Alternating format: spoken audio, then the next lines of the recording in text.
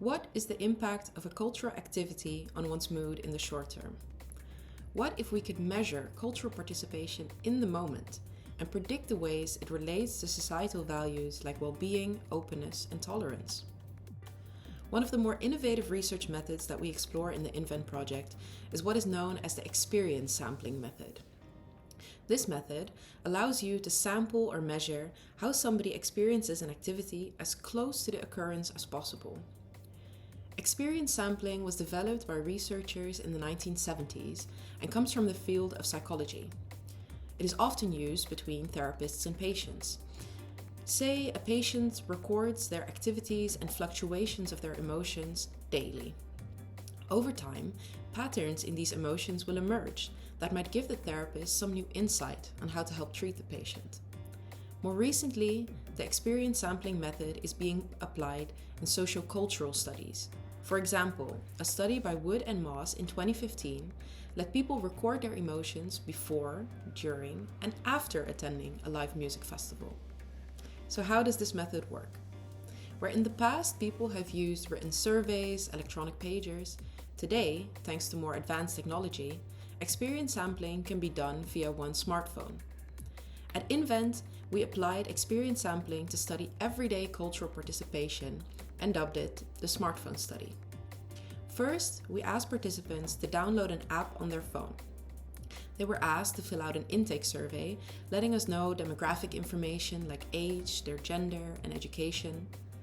Next, for the duration of a week, our participants were sent up to 4 notifications a day, asking them to complete a short survey in the app about their activities up to that point.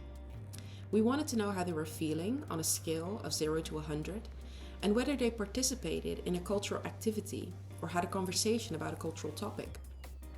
For this, we chose to look at culture as a broad concept. It could include things like music, television, books, food, places to go out, creative hobbies, but also things like sports, fashion, politics, games. We also asked them when, where, and with whom they engaged with culture. Some interesting things we were able to find are that on average, participants rate cultural activities with a score of 79 out of 100 as a positive experience. Activities that score above average include sports, creative hobbies, having dinner, and activities that score below average include watching a film or television, or reading the news or informative articles.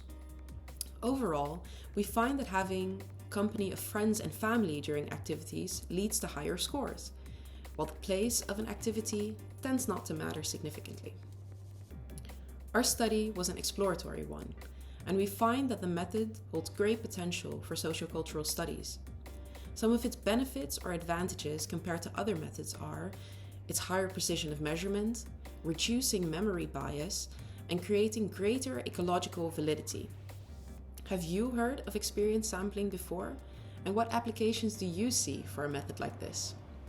If you want to know more about our smartphone study research, please visit our website and the INVENT inventory tool.